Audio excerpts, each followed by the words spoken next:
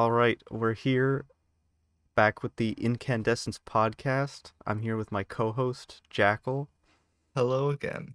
and we're here with our guest Xander. How about Hey, you how's it introduce going? yourself? Hi. I'm an alcoholic. No, I just figured it'd be fun to come along, and thank you for having me. Thank you for coming. We Yeah. appreciate it. All right.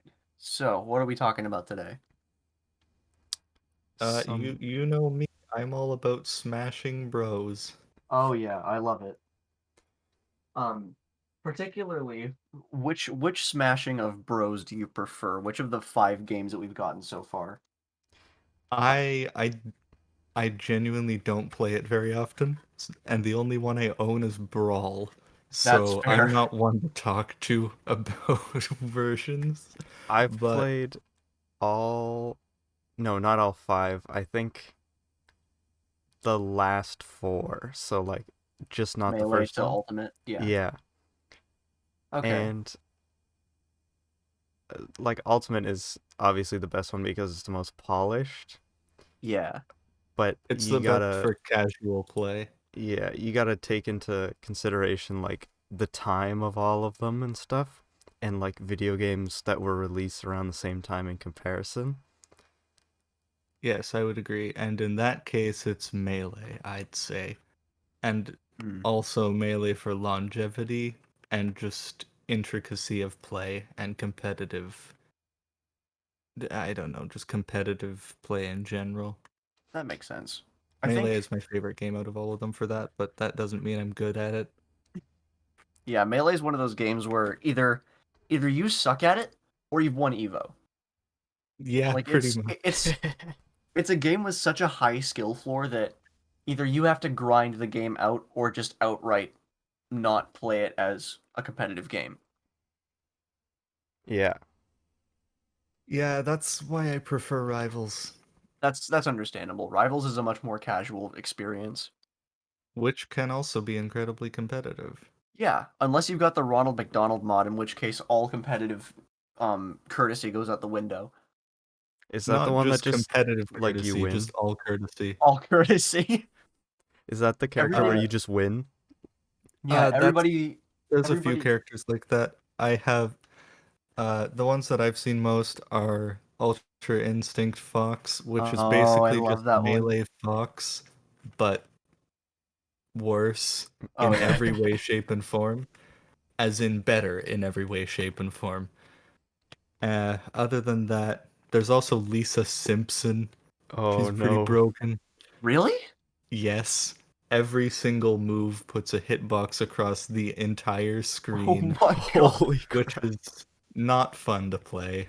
Oh, and then there's the Dwayne. Ah, yes, that's the same thing basically. Yeah, just hit them and instantly KO them. That's Exactly. This is disgusting. the It's a the great one. perfect it's balanced, you It's the know? perfect character. Yeah. But I don't know. Having played all five Smash games, because there used to be an N64 at the dentist office I had, and I'd play Smash all the time. But the the 64 is a good game for its time, where it's like a fun party game. Melee is the one that I think everyone really has fond memories of. Brawl is the middle child, obviously, like the purest form of middle child, where it is like It's very loud and awkward. awkward and Yeah. slow and like it's so disorientating. With the It Disorienting, I'm tripping, is. sorry.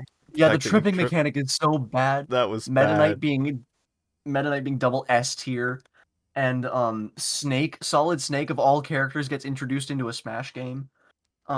Like it was Snake such is Not a a to good weird mention time, character though. Snake's and he was a up good tilt. character.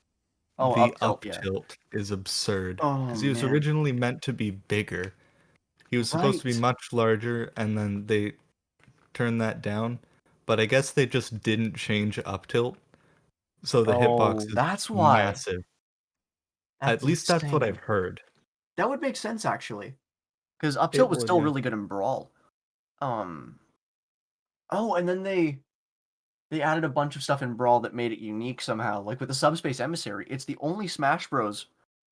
Besides maybe Ultimate with a good story mode. Yes, Subspace is Yeah. actually very good. And Subspace is when Subspace quite good. talking fantastic. about Brawl, we have to mention Project M.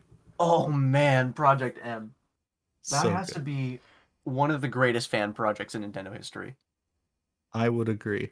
I haven't played it because I am too lazy to install an emulator, God, I feel that. but the clips are nuts. Yeah, I wish it was still big. Project M kind of marked a turning point, I think, in like Smash communities. Because that was when everyone was fed up of Brawl not being like the spiritual successor to Melee and was more its own reversion to its roots. So like when everyone was mad at it, Project M came out and made it that spiritual successor. And I think that's what people started to gravitate towards. So like in the inevitable demise of Melee, Project M was there to pick up the slack. Yeah, and then Melee came back. Yeah.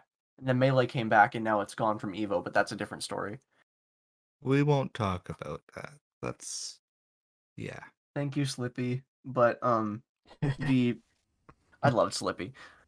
But then Smash 4 came out and it was like a weird melding of Melee and Brawl where Yeah, like Smash 4 is it's unique. At the time I was like, wow, this seems just like a barely more polished Brawl.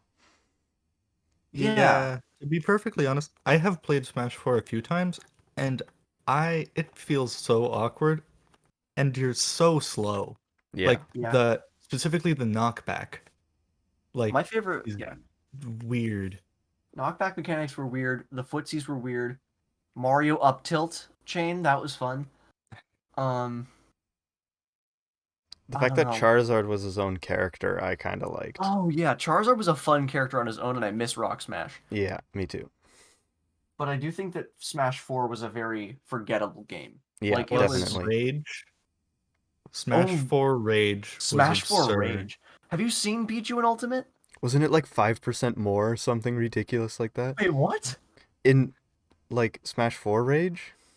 Yeah, Smash 4 Rage had it was way too like tuned up Yeah. Okay. because it was like trying to implement a comeback mechanic for everyone, but it basically just gave everyone Lucario's aura. Yeah. Oh, interesting. And then Lucario's aura was basically just Lucario at 160. You just die. I think Forward Smash killed at like 50 or something. Holy crap. It's just absurd. And then there was I think this might be from Melee, but if you did an up B on Peach and only hit the first hit of the multi-hit, it just killed at 0 with Rage. What? Because Jesus.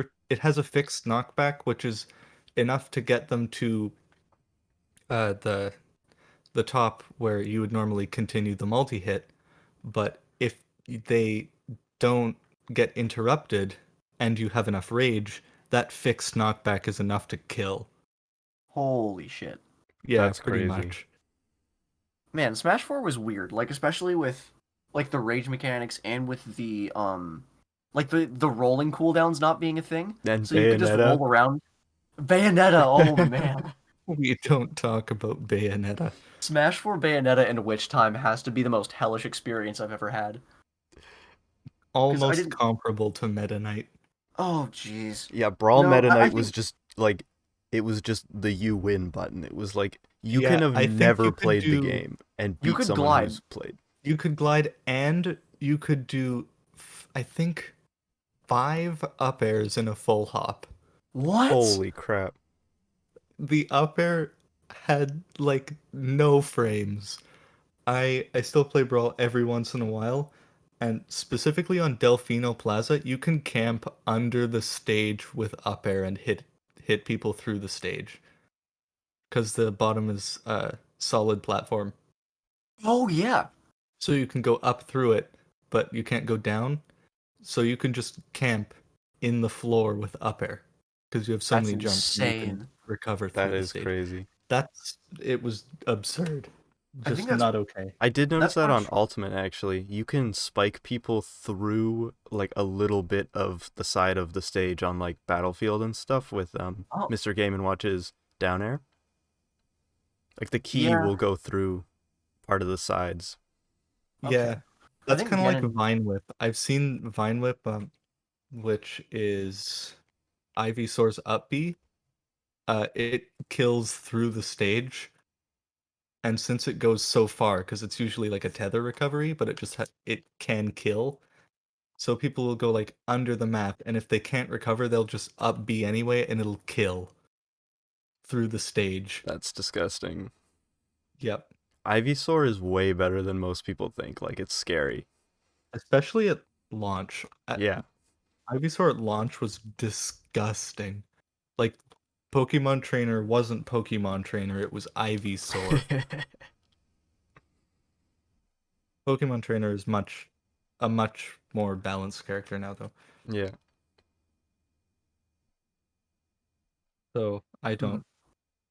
I Yeah, don't really play the game much though. I wish I could more, but I don't have a Switch. I that play I sucks. just have my yeah. Wii from when I was like 8.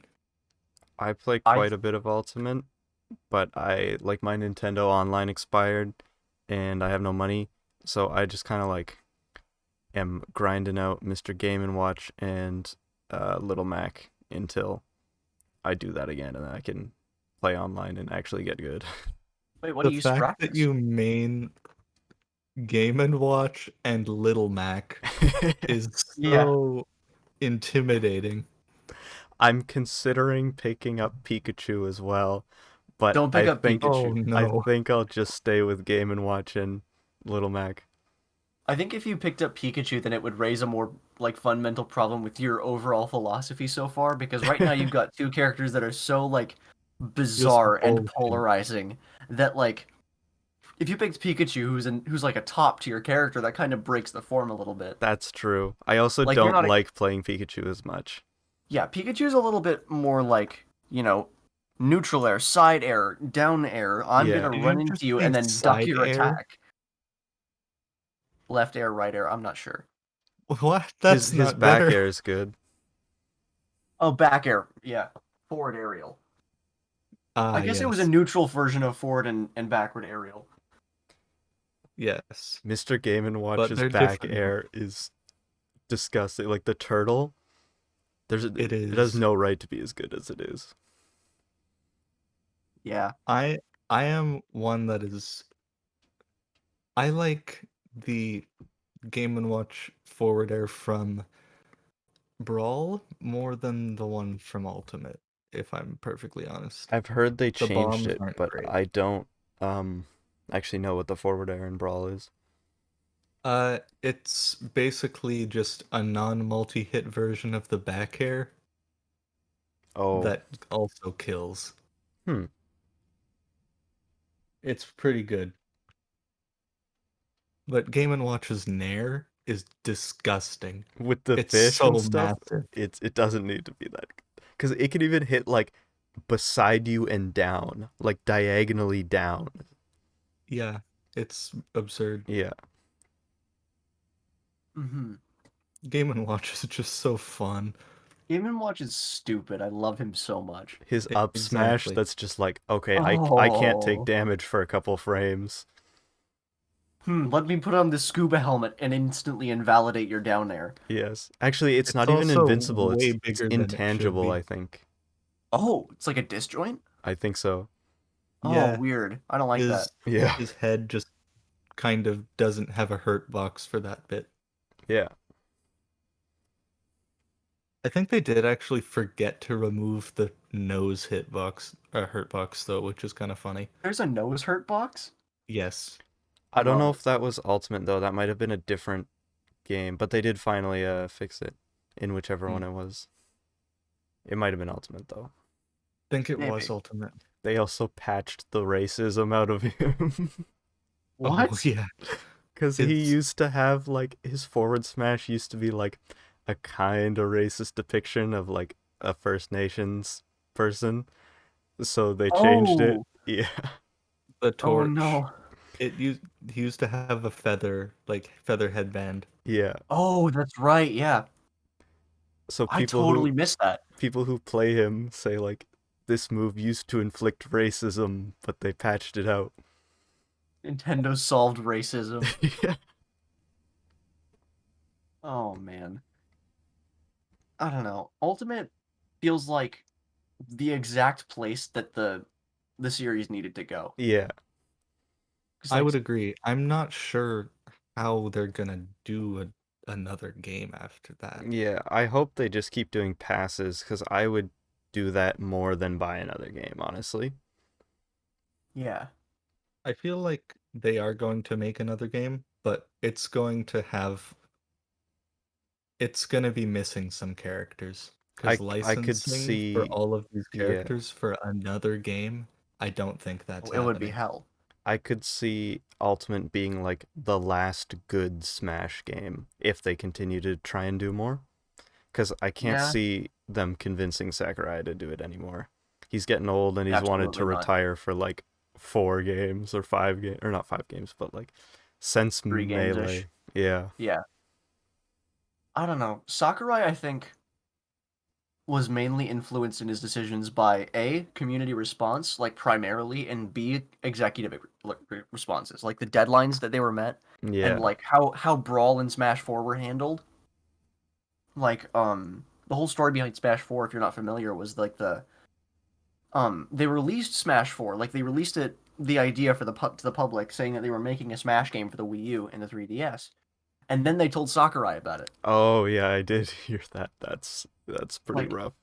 the executives treat him like a tool, basically. Like they just kind of sit him down at a desk and tell him to get to work. But the I think the main like problem with like I think his struggle with Smash now is like how toxic the community can be sometimes.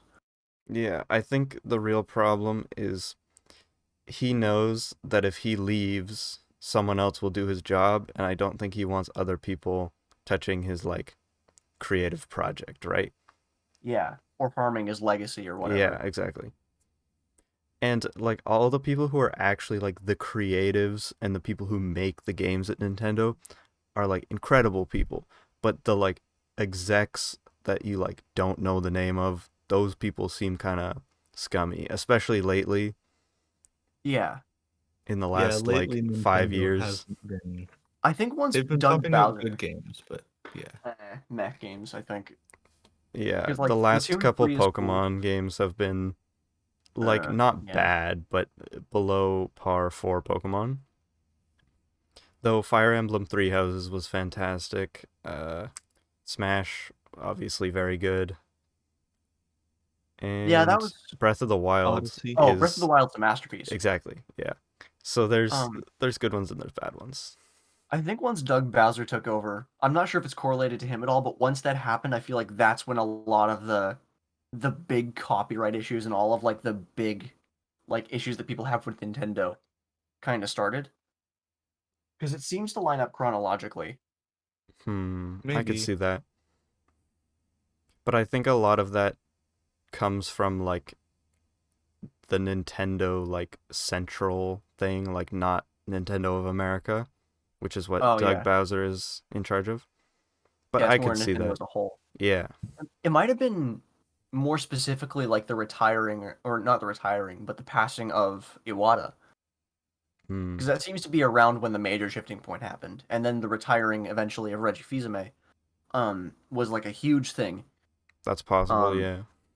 I don't know, because Reggie and Iwata represented kind of a golden age for Nintendo, Definitely. which it wasn't without its flaws, obviously, because the Wii U definitely The Wii U wasn't wasn't the a golden greatest. age, it was a dark age. The Wii U, I think, signifies the end of the golden age, but the Wii, the GameCube, the DS, like a bunch of huge things happened in their time that I think Yeah. really solidified Nintendo as a household name, besides just the reinvention of the video games industry. And like 2008, like that kind of era where it was like that was like the height of Pokemon, a lot of people think, with Pokemon Platinum and stuff like that. Yeah, the Wii U Yeah. kind of kind of dropped the ball there. The Wii U? Yeah. I remember the Scott the Woz series Dark Age of Nintendo was really good. Yeah. Oh, I That haven't seen it yet. you gotta watch it. It's like a couple, maybe 3 months in 2015, where Nintendo just released some really, really crappy games, Oh boy. remarkably awful games. The Wii U was a bad console, but you can see how its concept paved the way for the Switch. Yeah. I would agree. It just didn't really work out Yeah, then They but at didn't. all. Nintendo has always been like very innovative. Like that's what's kept them um afloat Yeah. besides giants like Sony and Microsoft with the PlayStation and Xbox and stuff like that. Because hardware wise, it's like their consoles are simply not as powerful, right? But Mhm. it's the innovation of like the Wii and consoles like that that definitely have kept them Yeah, ahead. Yeah. it's their game design philosophy as well as most, well, exclusives and innovation, yeah. And there's been a couple times in their history, the Wii U is obviously the most recent example, where their innovation is their ideas are ahead of the technological curve. So like you can also look at the Virtual Boy where they tried to Oh do yeah. virtual Yeah, reality in that the 90s. was And then your neck hurt afterward. Yeah, exactly. Yeah. It seems like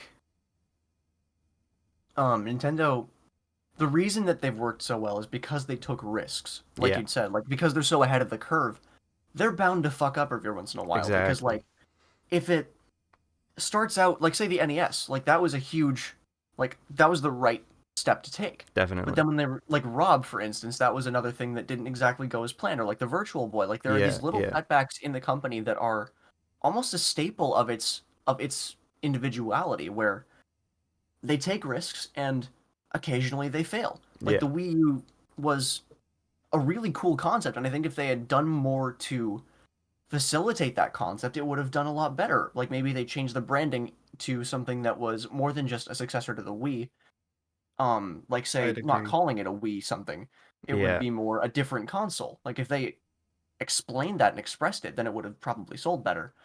But the gamepad, the central feature that was different from the Wii U, from the regular Wii rather, if they had maybe done the new Pokemon Snap on it, then it would have more substance. It would have more of a reason for the gamepad to exist. Whereas Yeah. like with something like the Wii, that feature is already something you can implement and something you can readily implement because motion controls are such a simple thing to kind of just throw in when you need to. Whereas with a gamepad, it's more of a nuanced thing, I think. Yeah. I think and like even their modern stuff, like the Switch still has flaws, but Hmm. it's all its flaws like Joy-Con drift are overshadowed by how good of a console it actually is and the good games list and all that kind of stuff. Yeah. Joy-Con drift is real and it's very scary. Yeah, I'm terrified. I might just. That's why I tell people don't buy a Switch Lite because you can't take those things off. So once it Oh, breaks, yeah. you can't like fix it. At least with this, with a normal Switch, if they eventually start drifting, you can just buy new ones. But yeah, or like if you have your Switch insured, then you can just go get new ones. But with a Switch Lite, that's not going to work. I don't have this problem because I don't have a Switch. Yeah, I don't know. The Switch is a good investment, I think. But Definitely. once all the legal stuff goes over with the Switch and Joy-Con drifting, I think once, if at all, they get that sorted out, the Switch is still a worthy purchase. Because like Yeah, definitely. I'd say it even is for yeah, sure. even with the issues, like what Dex had said, like the whole thing with Joy-Con drifting is completely overshadowed by the spectacle of the console and the ability of it, and Exactly. the fact Yeah, that it's not the size of the hammer that matters, it's what you do with that hammer, for lack of a better term. Like Nintendo's using what their limited hardware is very, very well to deliver such fantastic experiences. Like, sure, we may not get the Halo collection on the Switch, but we have different games that have the same amount of innovation and the same amount of storytelling Like Doom with Eternal or yeah, Skyrim. Doom Eternal, Skyrim. Like we still have these console exclusives, but they're few and far between. What Nintendo does with their hardware and with their games is less about raw power and less about what you can do with a controller and more about well, not what you can do with a controller, but like what the controller feels like. Because if you remember the Joy-Con grip, it's not a very good feeling controller. Um, but the fundamental thing with the Switch is its versatility, not its power. And I think Exactly. that's Yeah. Yeah. it's perfectly representative of what Nintendo is, and I think that's partially why it stood so well. Yeah. Like against the PS4 and the Xbox One. I would agree. It's almost like a different category of thing. And the It's fact Yeah. that so you can different take that Dark Souls on the go, like, are you kidding Oh me? That's yeah. sick. I Dude, feel I like could get my ass kicked in like 720p while I'm outside. I feel that. I would have got a Switch. I was genuinely debating getting one, but I decided to get an Oculus Quest instead. That's also a I good don't purchase. regret my decision, or I kind of do, because the Quest 2 came out 3 months later, Oh, but yikes. it's fine. It's only $300 a difference. Yeah. That's okay. There will probably be one secondhand for like $200 once the Switch Pro comes out. Yeah, might Wait, the get one Switch eventually. Pro is what? Well, there have been rumors about it, but I'm pretty sure it's all but confirmed that there's going to be a Switch that's got updated hardware. Oh, My that sounds pretty question is, sick. what are you going to use that hardware for? Um, Maybe Running upping Doom the native Eternal. resolution. Yeah. Like upping native resolution to 1080p instead, Yeah. I think would be Yeah, a that's good true. step. Um, but ultimately it doesn't really matter, I think. Because like it's not really what the Switch is about. Yeah. And it's like they'll almost certainly still like you'll still be able to play every game on the Switch. Yeah, because the new Nintendo 3DS didn't go over very well. Yeah.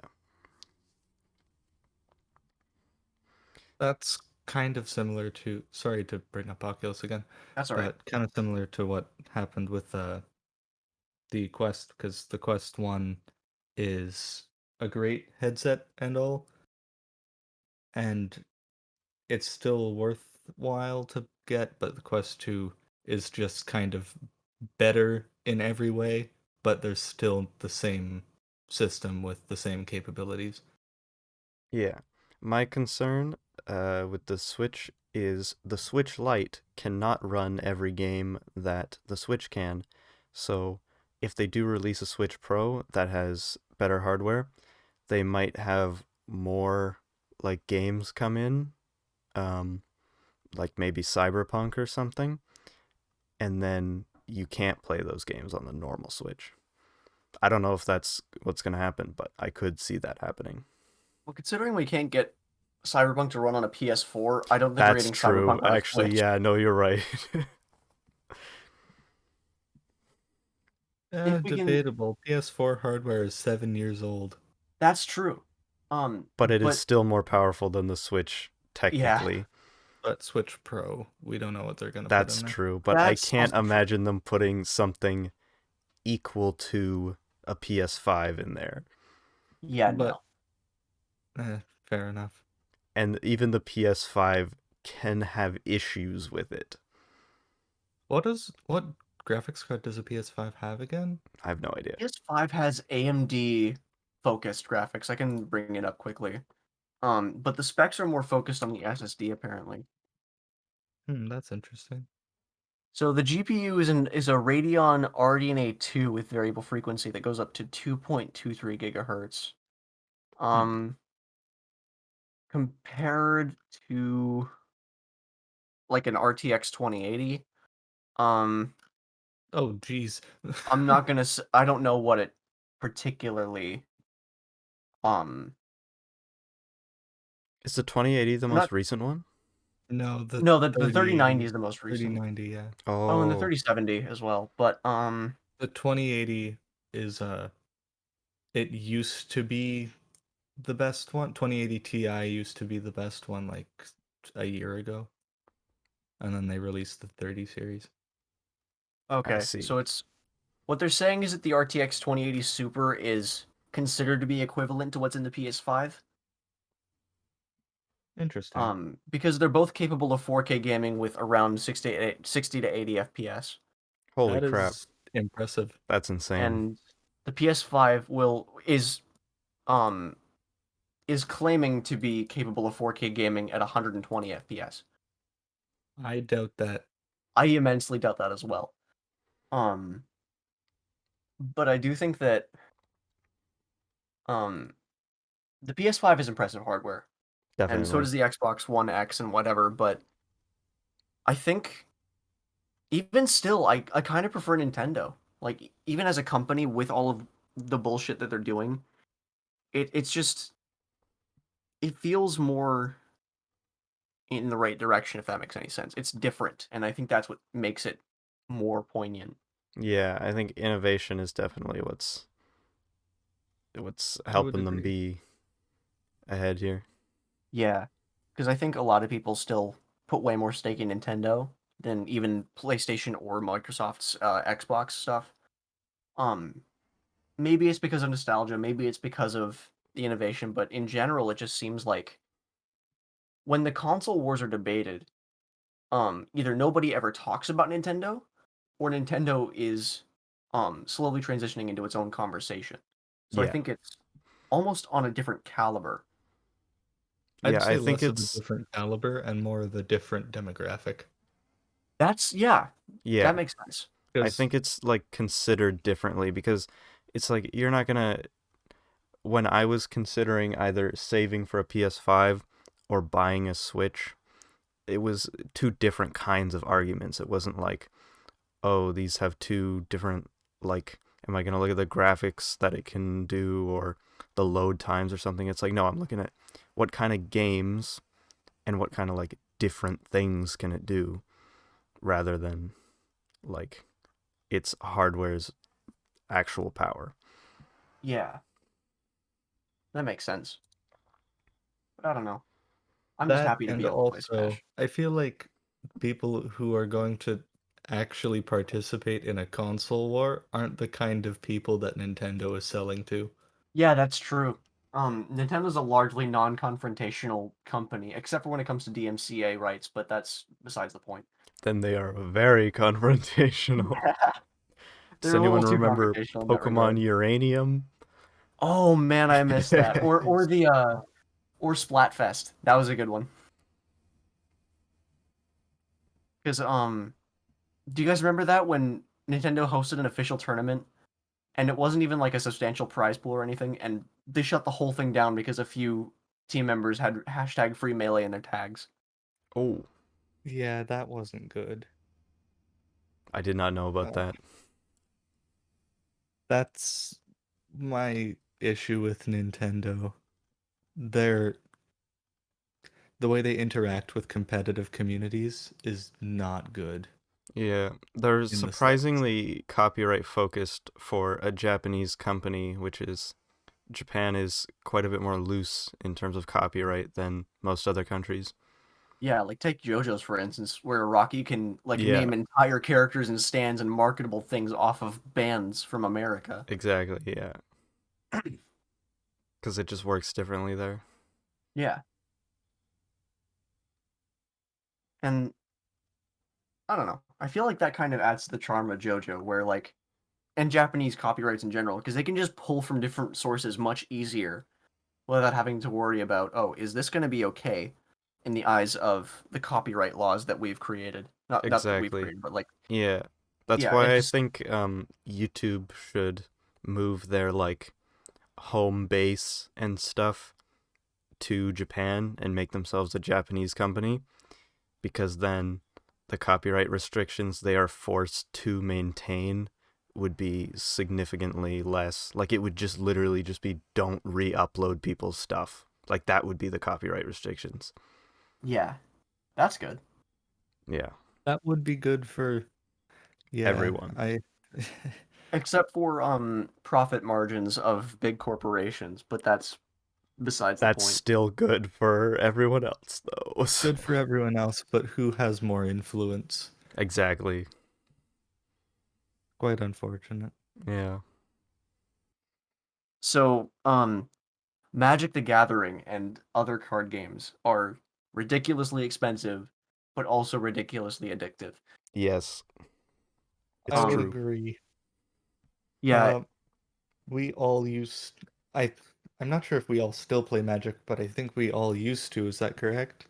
I've relapsed Yeah, after a bit of a hiatus. I haven't played in like a long time, but Xander, you and me played not that long ago. Yeah, and it was the greatest experience I think that It I've was had in Magic great. in a very long time. Yeah, With I have a collection that is far too large, but I that, only play Commander because everything else is too expensive to maintain. Yeah, I only play yeah, Commander because like I haven't played Standard in so long, and to make a like standard legal deck that would actually be viable or fun to play, I would have to spend a lot of money, and I don't have that. And if I did, I yeah, would like buy a game or something or a better computer. I don't know. yeah. Like all these pieces of cardboard, you could use them to like actually move your life forward. But no, this is a card that's integral to this chain. Exactly. I feel that I I got really into Magic and I now have no money. So, Understandable, yeah. I'm like that with my collection of plastic figurines. yes. I have a habit of getting into expensive hobbies actually. This is not a good thing. So do I. I moved from Magic to music, which is very expensive, and from there to PCs. Oh no. Surprise, surprise, I have no money, so it's still shit.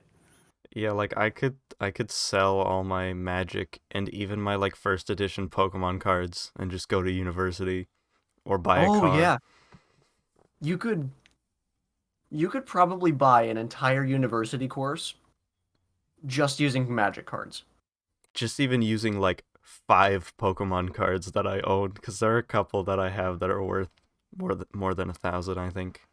Oh nice. Yeah, I've got a Gaia's Cradle somewhere that I've just been it's been sitting in a deck box for the longest time. That's fantastic. You gotta put it in a top loader Yeah, or I get do. it graded. I've got a double sleeve on it right now because I've actively been using it in play, which may not be the greatest idea. That's Especially since I haven't played that deck in like 6 years, 5 years. No, probably about 4 years, 4 to 5 years. I'm thinking about getting rid of it finally, but it's such a great card. yeah. I'm sitting on a third edition Bayou, Oh, wow. which is quite nice. Didn't you sell I that? Oh right, I did. That was quite a while ago though. That was Right. I used to have uh one, but then I stopped playing the game actively, so I traded it for a bunch of like $50 cards yeah. for my commander deck. I was in like 2018, I think. Yeah, that was a while ago. I do remember that specifically. I spent a bunch of money on like Mountain Dew, and I came over and then I was like, "What are you doing?" And then you're like, "I'm trading my Bayou." And I said, "That's a terrible idea." I mean, what am I gonna either I'm gonna get rid of it or I'm not. And if I don't know, I could have waited and made a profit, but it's a poor decision, but it happened and it was 3 years ago, and now my commander deck is much more fun to play. Yeah, fair Yeah. enough. I mean, at the time it made sense. Has it gone up in value or anything? Oh, probably. The value Oh, of that card fluctuates a lot.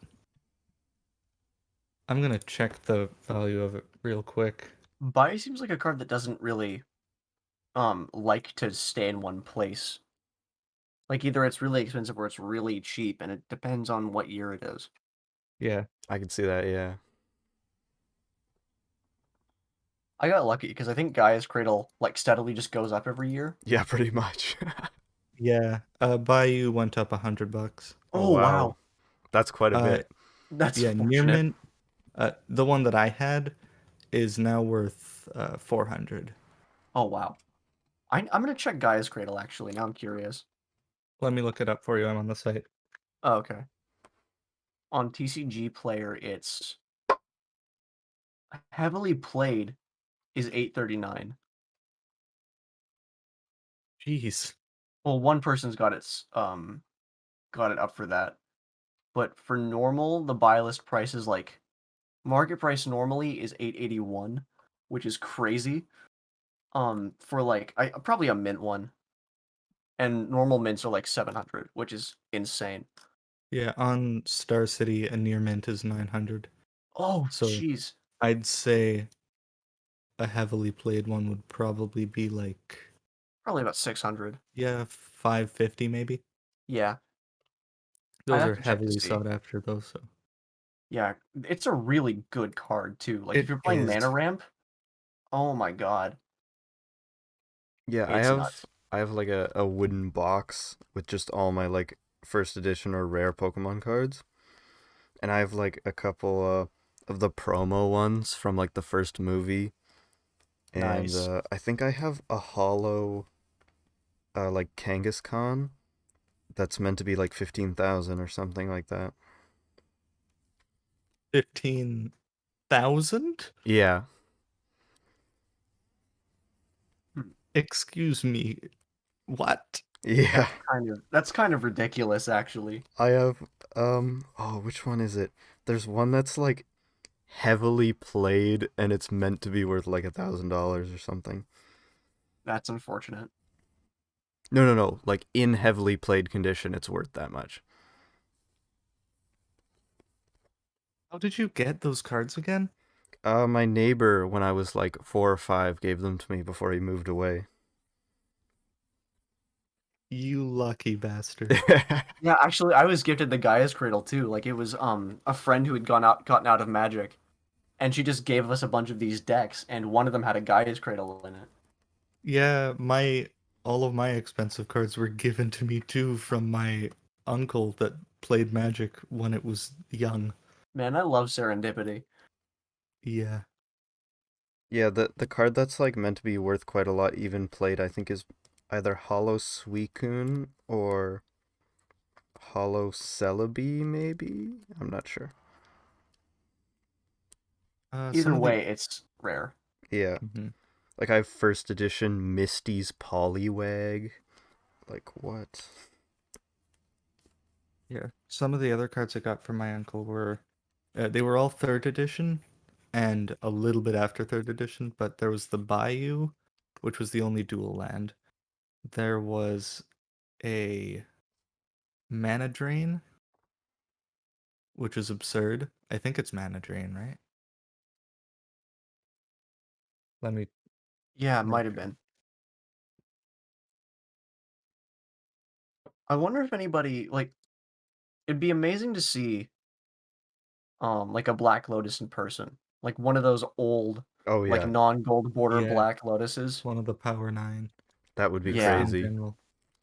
because I've seen a Yeah, gold the border one. one before, but it's so hard to find one without a gold border. To see it in person would be scary actually. Yeah, especially since it sold for like over 100,000 one time. Oh yeah. Man, it's amazing what people will pay for like pieces of paper. Yeah, but they have symbolic value. I mean, really. Just like Yeah, money. You say, what are we gonna? Exactly, yeah. It's like Magic the diamonds It's aren't Gathering. worth crazy. What anything, they're just kind of carbon. paper Yeah, someone will how give for many another kind of paper? exactly? How many earbuds is this card worth? No, Which never one? mind. That's a dead currency. What? Um, that was a TF2 reference. But the um the inherent like pseudo currency value of so many cards is just astonishing to me. Like Pokemon cards, base set Charizard being worth thousands of dollars. Like we put so much value on these cards, even though some of them may not even have the greatest stats. Like for instance, base set Charizard was good and all, but it doesn't seem like the greatest card now. It's just hard to find and has historical significance. Yeah, It's also mostly just because Charizard looks sick, let's be honest. that's true. Everybody chose Charizard in Pokemon Red. because I think it was namely like the playground dominator Charizard, because everyone Yeah, liked Charmander and thought they were cool. Um, then there was always the one kid who picked Squirtle, because but if then you like nobody. look at the old cards in comparison to the new cards, it's like it's a completely different like power set, right? So Oh OG yeah, Charizard would have dominated the meta back when there was only like one or two sets out. that's true. It would have been like But now that a completely different game. yeah, because now that EX is a thing, and with all the new expansions, the card is basically worthless, Yeah, gameplay wise. But if you were playing like old school base set or like first two sets, I could totally see how that would destroy. yeah. Even with like Yu-Gi-Oh, if you look at like first gen cards in compared to like cards that get released now, it's like they're worthless. It's like you would never put them in a deck. That happened with Magic too, whereas a lot of the old creatures specifically just have really bad stats, but since everything had bad stats, that was just how it was. Exactly, yeah. The only like good cards in OG Yu-Gi-Oh were like Blue Eyes White Dragon and Exodia. Like that's it. Yeah, In terms of creatures, obviously the like Dark spells and Magician. stuff in Yu-Gi-Oh were some of them are banned from like the OG stuff, like a Pot of Greed, because it is just too good. Oh Which yeah, is Pot of Greed same was with great. Magic. Like some of the non-creatures were are obviously banned in different formats because it's like Like, look at Black Lotus. yeah, exactly. Yeah, Or any of the Black Power Lotus is 9. nuts. Yeah, any of the Power 9 realistically. Especially what's the time one? Time Warp or something. I Oh, don't the know. Oh, blue one? The one that just gives you a turn. Yeah. That's so broken. Time might have been Time Walk. Yeah, Yeah, that yeah, sounds right. Time Walk. Yeah, yeah. Yeah, And there's a Time Walk card was like that 2 mana. now. There's a card like that now, but it costs so much. There's one like that now that costs 7, I think. Yeah, that's the one. And the fact that you used to be able to do that for 2, That's just insane. it's that concept of it's almost like the concept of the dual lands, where since the game was small, you could have cards that are just objectively better than other cards, but since it was so hard to get a hold of them, it was fine because it wasn't competitive, so you didn't like need those cards to win. That's interesting. Whereas now, if there were dual lands, they would be absurdly expensive, They and are everyone absurdly would. Yeah, expensive they now. No, are. but they're not really legal, right? But like for Commander and stuff. They're Yeah, illegal for Commander? The they OG are. dual lands are, yeah. They Okay. are. I had mine in my commander deck for quite a while, I have but it's proxies that of thing all where of it's them in like mine. it's so absurdly expensive, but it does make your deck just a tiny bit better objectively, Yeah, because which is quite interesting. they can really change like the dynamic of your deck pretty easily. Or I'd like say they don't really. It just makes it better because it gives you access to more stuff yeah, although in marginally. I think in Commander it's especially important because like even the tiniest change can make the biggest difference. Like with That's true. in high level competitive Commander, it's much less interesting to watch because it's basically just turn one. It's decided in the coin flip because both both players would have a turn one infinite combo. Um, and it just matters where your lands are, how your lands are played, and how optimized the deck is, because that little bit of extra optimization could cause you the turn one win. Yeah, it matters much more then, which is also why the muxes are so Oh, the Moxes are broken. nuts. I know someone that used to have a deck that used Mox, like a bunch of the Power 9. Oh no. Basically, its whole goal was to play cards that punished the opponent for existing. Oh. So, like, if you, um, like, there was a card where if you play a land, you take damage, but then another card where if you don't play a land, you take damage. Oh, stuff like that. So basically, they just had a bunch of conditional effects that coincided with each other in such a way that your opponent just kind of is drained of all of their health over a few turns, that's nuts. which is just so scummy, Does anyone and I remember love it. Protean Hulk? Everyone Protean Hulk. remembers Flash Hulk. Yeah, that's the one. Do you Protean know about Hulk. that, Xander? When It's it dies, search the library for any number of creature cards with total CMC less and put them onto the battlefield. What the oh, hell? that's a good effect, but you can combine that with a playset of a one drop that does damage to the opponent, one per artifact that goes into the graveyard. And then you use 4 of the 5 mana to put those on the battlefield, and the rest on artifacts that cost X. Oh. And you win the And game when before you the put game those on the starts. battlefield, Wait, if imagine combining that with Mycosynth Lattice, so every card you draw does damage. oh, you don't even need to because it's a turn 0 win. Oh, Yeah, never mind. that's why it's banned. That's It was the crazy. meta for like a week and then it got banned. A week seems a long time for an insta win to be a meta. Yeah. I have a proxy deck I of remember Flash Hulk, you and said, it's let's so play funny. Commander. I have a Oh proxy no. deck. And then I said, okay. And then you obviously won turn 1 or turn 0. Not one turn. I won before you had the first turn and I won anyway. Yeah, Because it's all instant speed. yeah. I really don't like that. Yeah. The reason you can do it on turn 0 is because you use Flash to put Protean Hulk on the battlefield, which only costs 2 mana, which you can get via shenanigans.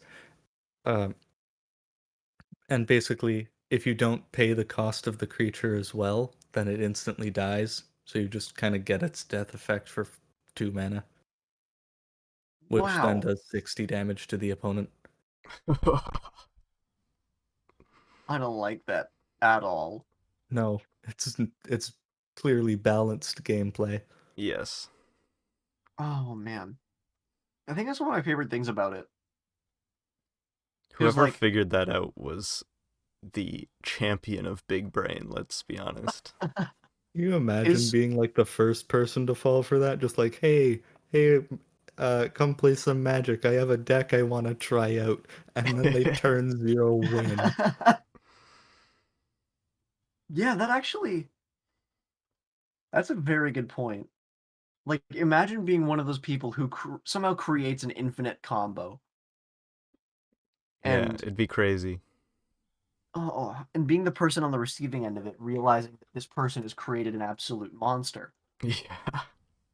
Like your mind, you have to have the IQ of like something that is directly proportional to the amount of people currently alive.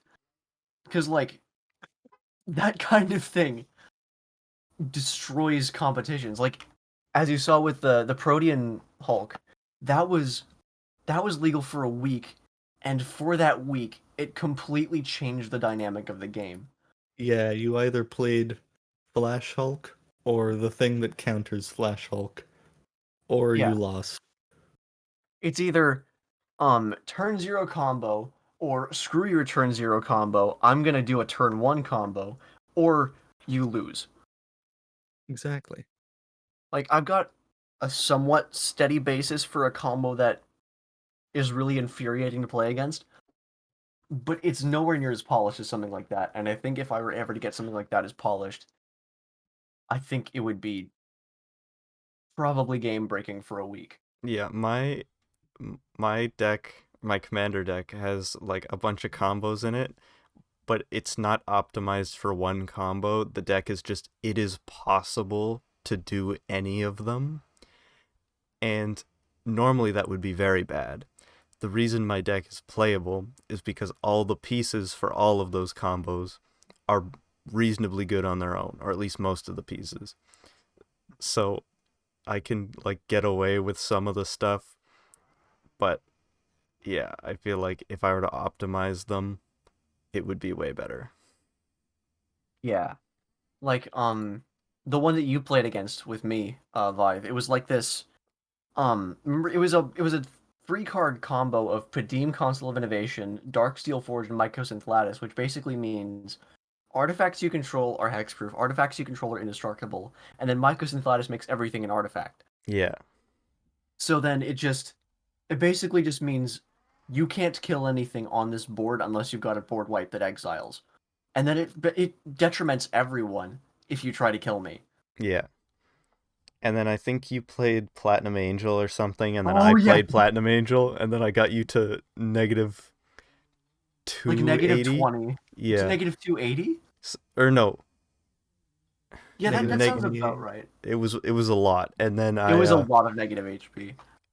like did something and ended up exiling your Platinum Angel. I forget what it was. Yeah, I think it might have been a board wipe. I did something to I used one of my boluses because I had every bolus Oh yeah, One made. of your boluses. I had that's every such a flex. bolus made on the field at that time, and I used one of them to get rid of whatever made your artifacts indestructible, and then I used Swords of Plowshares to Swords to plowshares. yeah, to Oh, exile your Platinum Angel. that was the saddest moment in my Magic career. I felt so like it was a good loss, but I felt so broken afterward. Like it was such a hard fought battle. It That's the was. kind of game that just leaves you smiling for the rest of the day. Yeah, exactly. I did have Doors to Nothingness on the side there, and I just had it loaded just in case.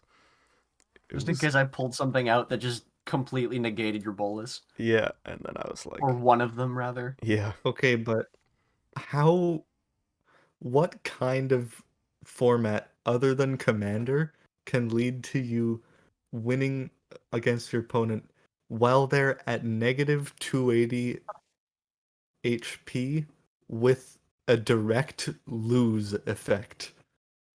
Like a card that says you win. Not only that, but it was a what game format besides Commander where not only does one opponent have every single bolas ever made on the battlefield at once, it was and all but also one, has I think, all actually. but one? Okay. And then both players have a Platinum Angel on the field. It was fantastic. We created a paradox, and you had like an army of the same dragon. It was fantastic. I had close to half of the legendaries in my deck on the board at that point because I had like Dragon, Scion of the Dragon, a bunch of other ones, all the boluses. Like, Progenitus that deck was there. scares me. Progenitus was there. I think. Oh, what's the 11/11 infect with trample? He was there. He Oh, was that chilling. guy. Yeah. Lightsteel Lightsteel? Colossus. Yeah, that's Yeah. the one. Yeah. Okay, for Lightsteel. context, Oh man. everyone that's listening, uh, Vyth's deck is basically just rainbow good stuff, No, but of my course deck it's is Commander. based. That's what it is. Not on any particular concepts. It's just base. Yeah, that's the theme.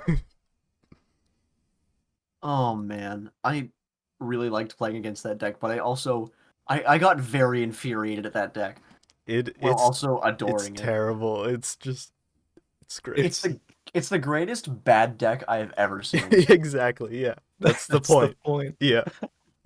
Like it's at the point where I'm so pissed at it that I can't be mad at it. Because what I did is basically I just found what is the piece of every deck that makes it broken, and then I just threw them all into one. And for some reason it works. That And then yeah. possibility storm is in there in case someone is Oh bothering yeah. me and I need to worsen their day.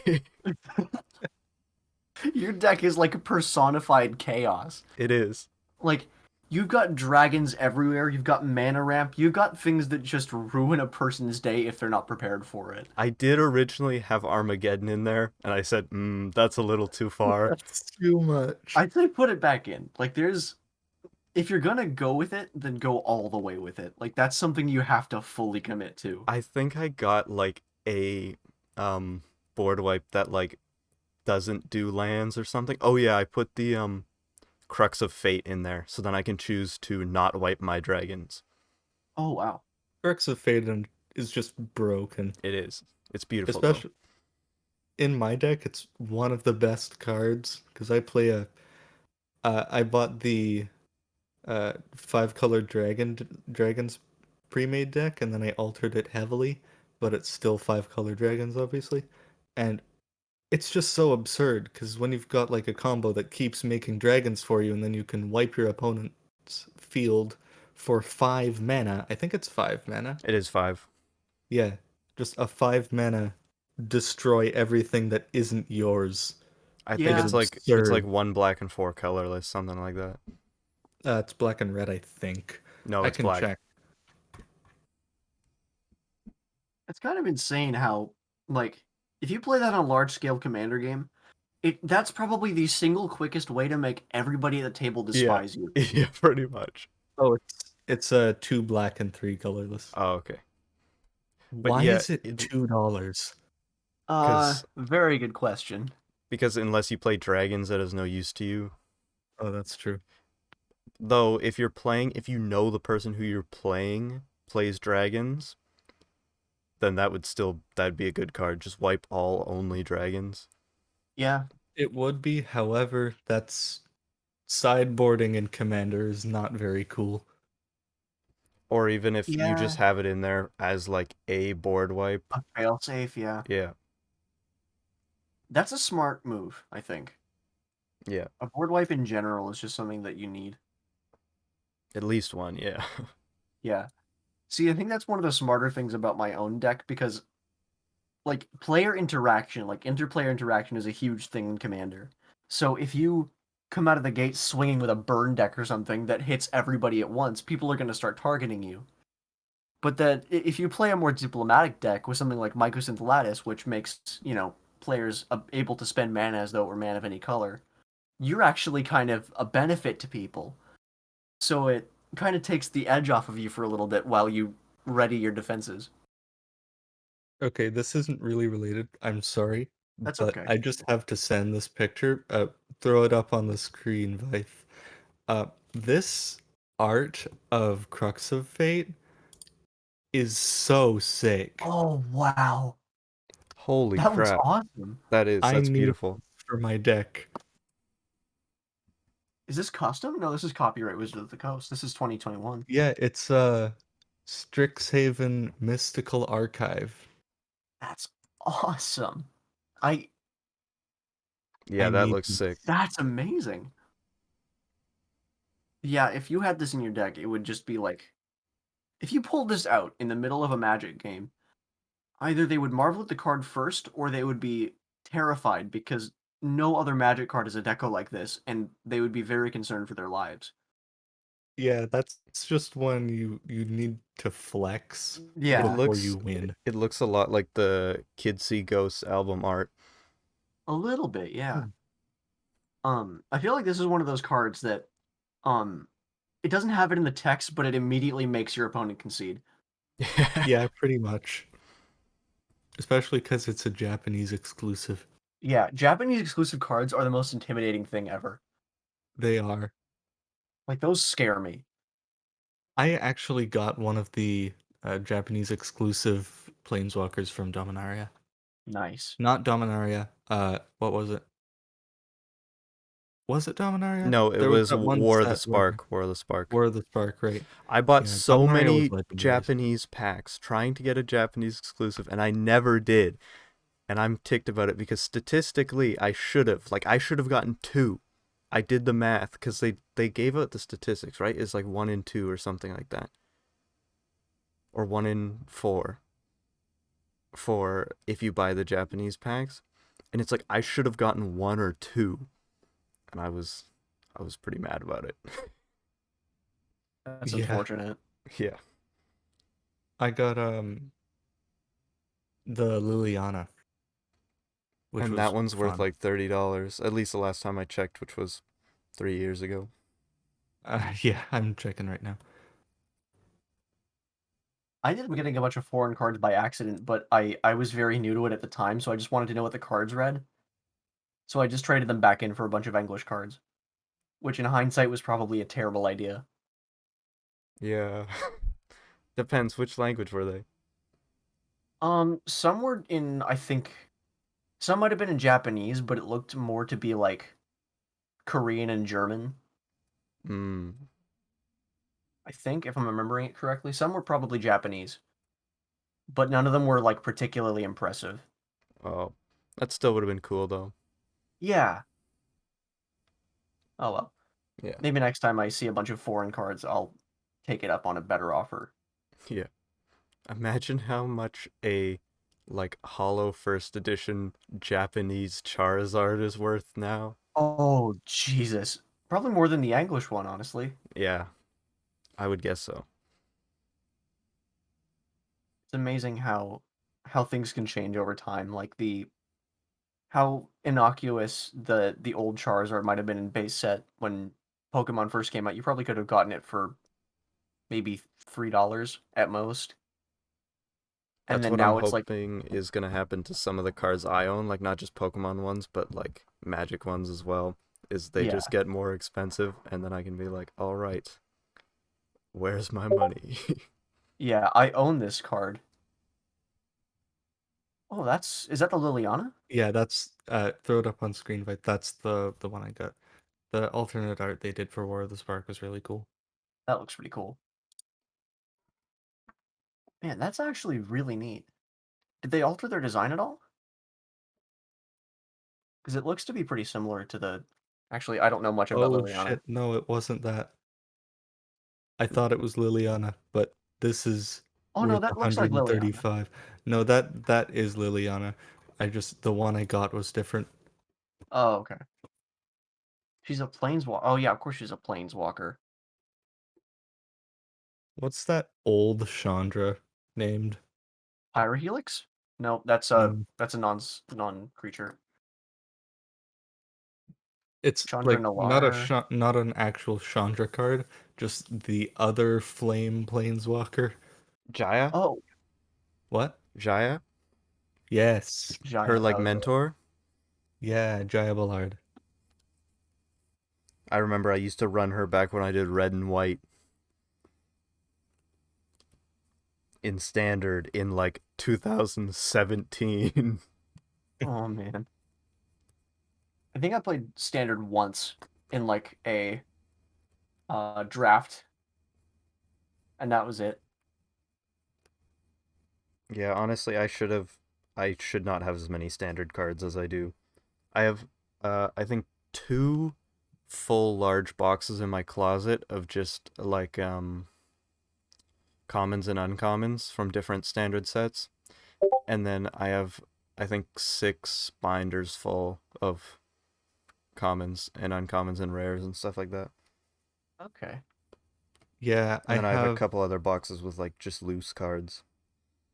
See, I'm in the mindset where I feel like Amonkhet is still relatively new Oh, Oh, because I think that's when I started to take my hiatus, but it's been a long time. wait, Amonkhet like is that the one with the sun gods and stuff? Yeah, yes. Rise of the I like Second, it. or It yeah, is. I think it was Dawn. Rise of the Second Sun was it?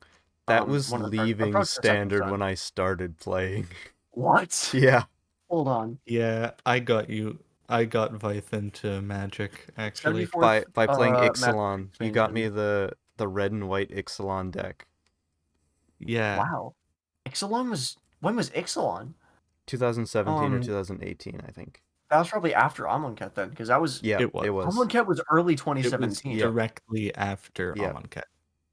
That's nuts. And then before that was the one where a lot of your cards come from, the like artifact based set. I forget what it was called. Okay. Kaladesh. Oh shoot. Wait, Kaladesh, yeah. That's where most of my stuff is from. Okay, hold on. Xander, I was just Yeah. looking through my commander deck while we were talking about this, and I have your soul ring No way. from from when we played last. Oh no. Didn't you play last like a month It ago? was more than a month ago. Oh. That's unfortunate. Amonkhet wasn't a direct predecessor to Ixalan. There's No, something between it. Amonkhet was it? Oh, 2017-04 was when Amonkhet came out. Then it was Hour of Devastation. Invocations, which is a compilation set. So then it was Commander Anthology. Hour of Devastation, that was it. I was thinking of it Oh, like in the planes. yeah. Yeah, But yeah. Uh, I mostly play when I bought most of my cards was during like Amonkhet and Hour of Devastation. right. But I continued playing until like War of the Spark, and then I haven't played much since. That makes sense. I played a Now little we're bit on. after War of the Spark, like Core 2020, that set. I Oh think yeah, I I have played a that little as bit of. well. Yeah, I need to But find then War of the when my Spark. Oh standard wow. deck started going out of standard, I stopped. yeah, me too. Yeah, I think I only have like a commander deck now. I have a modern deck actually. I've got a modern and like some semblance of a standard, but both are modern. Like my current standard deck, I still have it. It uses cards from like War of the Spark and what was the one leading up to that? Not Ixalan, the like uh all the guilds. Ravnica, Yeah, I have a couple Oh, Ravnica something cards, Ravnica. and Ixalan would have still been standard when I made this deck because there's Ixalan cards in here. okay. Yeah, standard Yeah. seems to be very hard to upkeep. It is. It's very expensive to upkeep. Yeah, that's why I It's stopped playing. cheaper to get into than stuff like Modern and Commander at Yeah, semi-competitive level, but it's up. It costs so much to stay in it, which is why I stopped. I think that's the problem like with playing card games because when there's a standard rotation, you're incentivized to keep playing to keep standard, but once you go below that standard, you get like it's almost like an iceberg. Like the tip of it is just the standard rotation, and then below you have to spend like hundreds of dollars to get a competent deck in competitive play, Yeah, Yeah, exactly. And which is then it all why, loses value as soon as it goes out of standard, so you can't really recuperate it. yeah, unless of course you get like cards unless that it are good in stays Commander. yeah, good in commander or good in modern even. Cuz like worthless cards can have some amazing applications when used with non-standard cards. In some scenarios at least. So I Exactly. think it depends inherently on which format it's in. Because something could be horrible in standard, but then somebody could find a busted combo with it in modern, and then all of a sudden the card has value again. Exactly. It's like I can't Or as soon imagine as it's not in standard, there are better options, and it goes down. Yeah, that like Paradox Machine being as busted in Standard as it was in Commander. I think it kind of Paradox was. Machine. Or Paradox Paradox Engine, Engine. that's what I'm thinking of. Yeah, yeah. Oh, Paradox Engine. Oh yeah, that was a good one actually. Aether Revolt. Yeah. I That was was about to directly buy after it when it got banned too. It was like on my list to buy. I I think I forgot about have a this. Paradox Engine. You do? How much is it? It was $60, but it's obviously worth way less now because it's It banned. got Yeah, I banned. think it's like a couple. I'm gonna That's check. crazy. Oh, there's also Magus of the Paradox, who's a Golem wizard that does the exact same thing. Maybe that one's not banned. Or wait, Oh, hold on. There's a card. Okay, this might be a fan made card. I don't remember Oh what yeah, it's a fake card. oh, I don't remember what it does. I just remember back when I played Magic, I wanted Worldfire to be unbanned, and I don't remember what Worldfire does. World Fire. Exile all permanents. Exile all cards from all hands and graveyards. Each player's life total becomes one. Oh Such no. chaos. Let's unban it. Come on. Just 9 mana. World it's Fire balanced. It's 9 Mountain mana. Chunk. Oh. Unless I have Omniscience, but don't worry about it. If you play a burn deck, you win. Yeah, pretty much. This would be great in a If burn you deck. play a burn deck, you lose by turn 9. No, just think of it. Red, green, burn ramp. That would work, and that's Because then scary. you get a shit ton of ramp, like play World Fire, and then get like welding sparks. Or like shock or something. Yeah. Shock. Oh, shock would be beautiful. Yeah, because shock does 2 damage to target creature or player. But I'm thinking of what was it? I think it was welding sparks. Yeah. Probably. Actually, the Oh no, default no, to that's go target would be creature. I'm thinking uh of lightning bolt. lightning bolt was one. There was one you could split. Um, Oh, and commander. Yeah. Oh my god. yeah. That's what it's banned in. It's banned in Commander. Oh, Yeah, okay. Or Yeah, else because I would something like own that card. exactly. if Oh you yeah, could there's use it, then you could basically just yeah. Yeah, you just win. Yeah. Everyone's life total becomes 1 and then you use one drop to split damage and just oh yeah. boom. If you're playing a 4-player commander game, here's what happens turn 3. Or whatever. Get a bunch of ramp, play World Fire, and then when everything is gone, you've still got a hand. No, you don't. Never mind. World Fire takes care of your hand.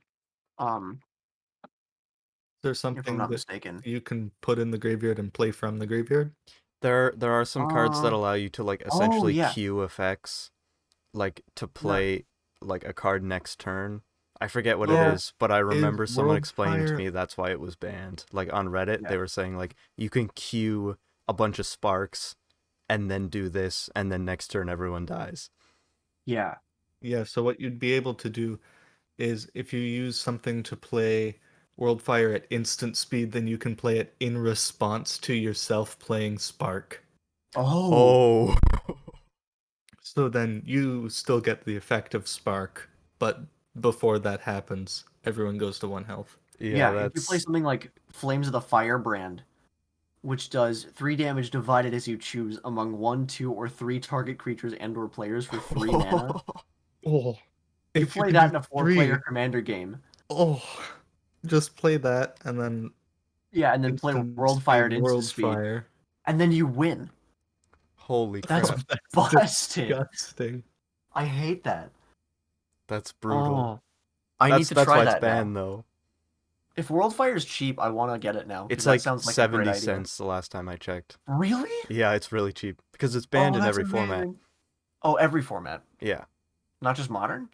I mean, I can't imagine it being Worldfire usable near anywhere. mint is 89 cents Yeah. American. I'm gonna check where World Fire is banned. I wonder if they unbanned it. I hope so. Because I feel like it'd be better in modern, but um, This card was in a core set. It was in core 2013. this was a core Holy card. crap. This bullshit in a core set. If I played in 2013, you know I would have this in there. I I'm would play aware. Burn in this with this in it. No way. World Fire isn't banned in modern. What?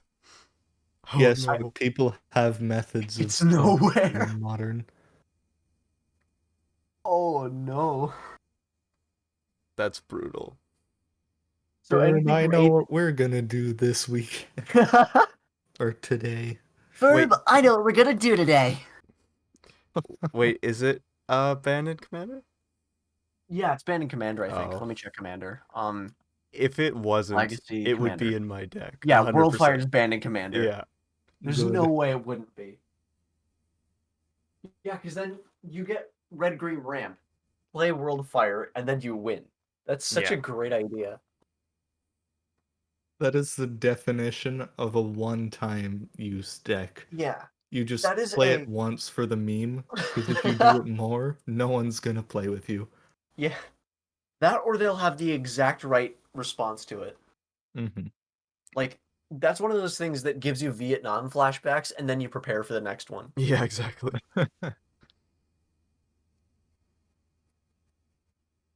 Oh man, I love that card so much. I don't know why I haven't heard of it before, but this is such a treat. And the fact that There's it's not the. Have you heard of the Trichodicophobia combo? the trick of what now? Trichodecaphobia. Trichodecaphobia. It's a card that states if your life total is equal to 13, you lose. What? There's That's really another cool, card actually. called Tree of something. I can't remember what it is. When when Oh, you the fear of play the it, number 13. you're yeah, and then there's a card that when it enters the battlefield, the opponent's life total becomes 13. So Oh basically, no. when you play them together, the opponent just kind of loses. How like many mana is it to do that? I'm pretty sure it's a fair bit of mana, but it's less of an effective combo and more of just a meme. Yeah, Tree of Perdition. Yeah. Exchange a target opponent's life total with Tree of Perdition's toughness, which is 13. And then you just play Triskaidekaphobia. Oh, that's so bad. That's brilliant. If it's less than 15 mana to cast both of them, then it's technically better than Door to Nothingness It's outside 8 of a mana. combo. Oh, Nope, wait. It's 6 mana. No, it's 4 mana for the Tree of Perdition and 4 mana for Triskaidekaphobia, so it's 8 mana. because I guess that is technically better than Door to Nothingness in a vacuum, but Not uh, necessarily because think people can affect the tree more. Yeah, because it's a creature. but I'm saying like in a vacuum, like just looking at it without that. But I'd say Door to Nothingness is better because of things you can do with like 5 color combos and stuff. Because Yeah. my commander Ramos, I just have to cast like spells that have different color combinations until he has 5 counters, and then I get 10 free mana to do that. Ramos is Yeah. such a fun card. It is. He really makes the deck, honestly. This wasn't a trick card? Hmm? I could have sworn this was a trick card. That's crazy. Triskaidekaphobia, I mean, like, it feels like something that would be played in, like, Unglued. Or an Mm-hmm. unset. Dude, Earl of the Squirrel and Infinity Elemental, they're great. Oh, it's so Earl good. of the Squirrel? Oh, Earl of Squirrel. Let's see. Squirreling. Damage dealt by this creature also causes you to create that many 1/1 green squirrel tokens. Creature squirrels you control. Creature tokens you control are squirrels in addition to their other types. Other squirrels you control get +1/+1. That's not bad, actually. I love the art on it. If you It's could truly find a fantastic. way to make Earl of the Squirrels um like attack, swap with Infinity Elemental, and then swing, you have What? infinite squirrel tokens. I want to I do that. love that. Infinite power. Oh, wow. There's a new Infinity unset Elemental is or like so an fun. equivalent of it just Unstable. recently, but it You didn't mean do very well unstable? because of COVID. Oh, Oh, right. Okay, yeah. And so that's why it's like, because the whole point of those is to draft, but with COVID, you can't, obviously. It's quite yeah. unfortunate. Let me find. What's Was it the new unhinged? onset called? No, Unhinged did well. I forget what it was Yeah. called, but I saw it at Walmart the other day, and then I like was watching a video and they like mentioned it, and I was like, oh, that's what it was. All right, that's it for this week's episode of the Incandescence podcast. Thank you, Xander, for being a guest here for this week. Yeah, thank you so much for having me. It's been a lot of fun. Yeah, we'll link your social medias in the description. All right, Uh, Pogship. but unfortunately, we're gonna have to kill you now. Cool. I'll take you around the back. The Yep. sweet release of death I crave. Finally.